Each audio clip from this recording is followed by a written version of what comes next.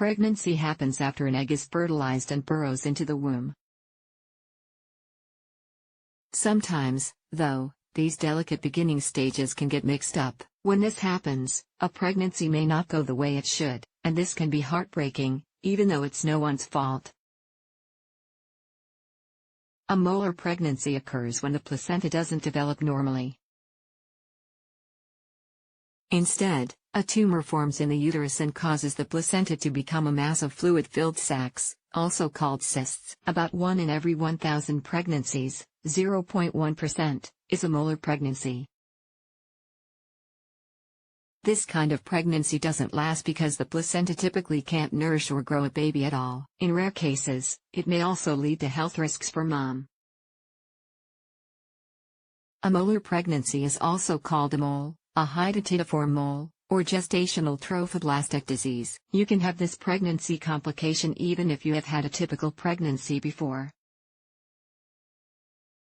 And, the good news, you can have a completely normal, successful pregnancy after having a molar pregnancy.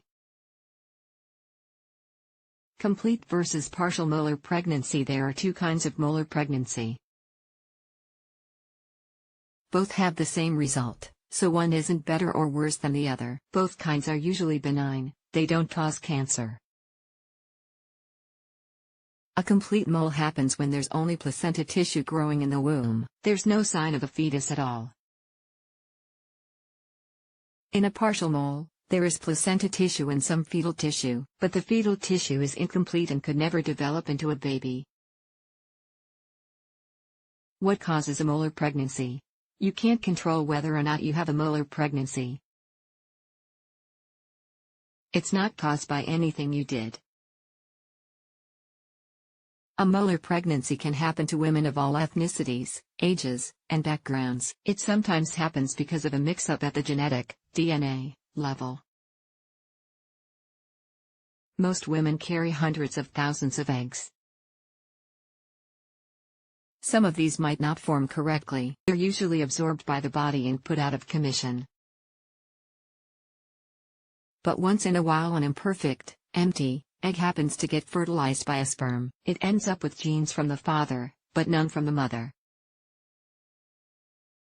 This can lead to a molar pregnancy. In the same way, an imperfect sperm, or more than one sperm, may fertilize a good egg. This can also cause a mole. Share on Pinterest risk factors. There are some risk factors for a molar pregnancy. These include age.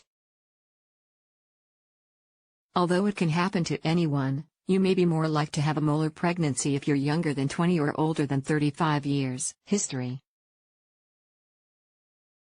If you've had a molar pregnancy in the past, you're more likely to have another one. Again, you can also go on to have a successful pregnancy.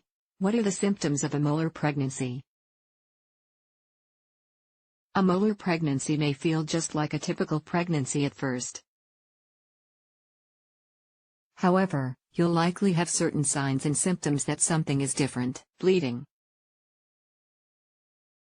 You may have bright red to dark brown bleeding in the first trimester, up to 13 weeks. This is more likely if you have a complete molar pregnancy. The bleeding might have grape-like cysts, tissue clots. High HCG with severe nausea and vomiting. The hormone HCG is made by the placenta.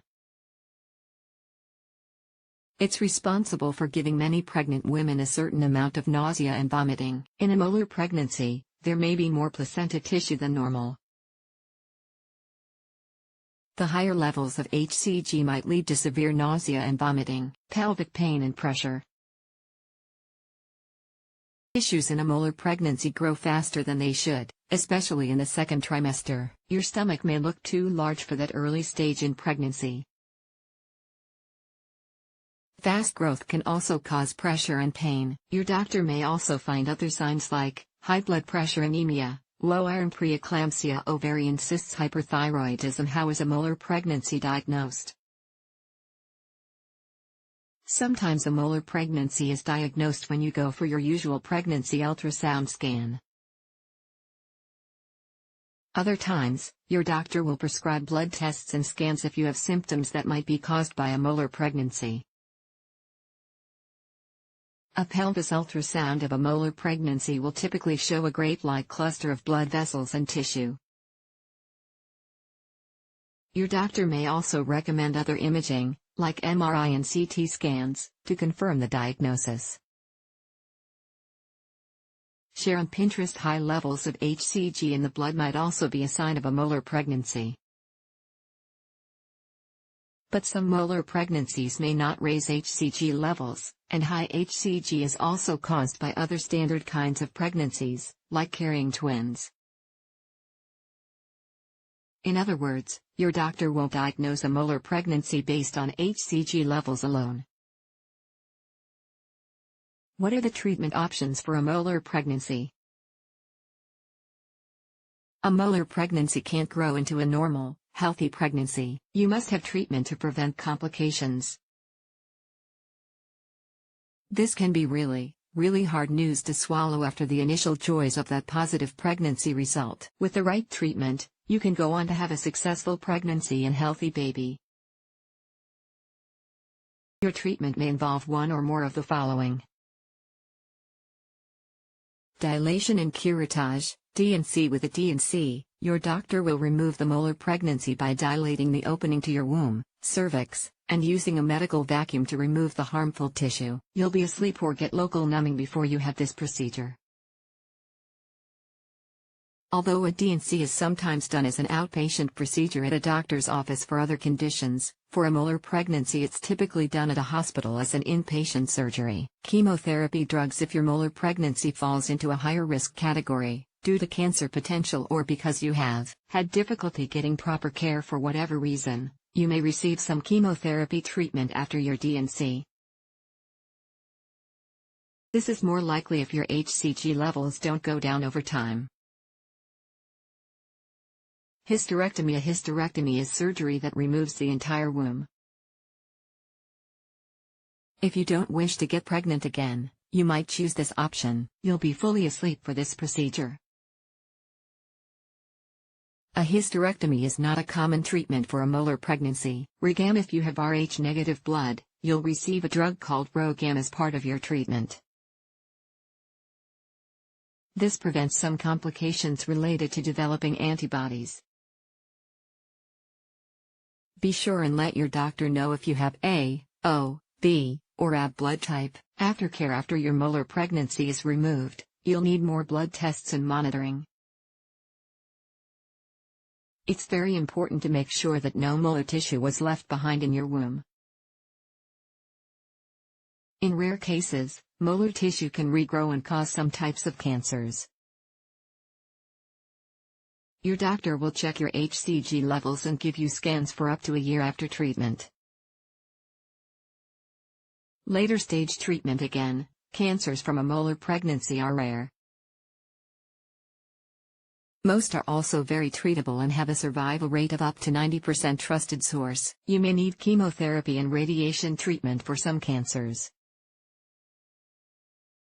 Outlook for a molar pregnancy. If you think you're pregnant, see your doctor right away. As with many things, the best way to prevent complications from a molar pregnancy is to get diagnosed and treated as early as possible. After treatment, see your doctor for all follow-up appointments. It's best to wait to get pregnant again for up to a year after treatment. This is because pregnancy can mask any rare, but possible complications after a molar pregnancy. But talk to your doctor. Your situation is unique, just like you are. Once you're completely in the clear, it'll likely be safe for you to get pregnant again and have a baby. Also know that cancers and complications from molar pregnancies are very rare. In fact, the University of Pennsylvania Medical School advises that prior molar pregnancies or other risk factors for developing the related cancerous tumors shouldn't factor into family planning. The takeaway: molar pregnancies aren't common, but they can happen to women of all ages and backgrounds. A molar pregnancy can be a long and emotionally draining experience. The treatment and waiting period can also take a toll on your emotional, mental, and physical health. It's important to take the time to grieve for any kind of pregnancy loss in a healthy way. Ask your doctor about support groups. Reach out to other women who have gone through a molar pregnancy. Therapy and counseling can help you look forward to a healthy pregnancy and baby in the not-so-distant future.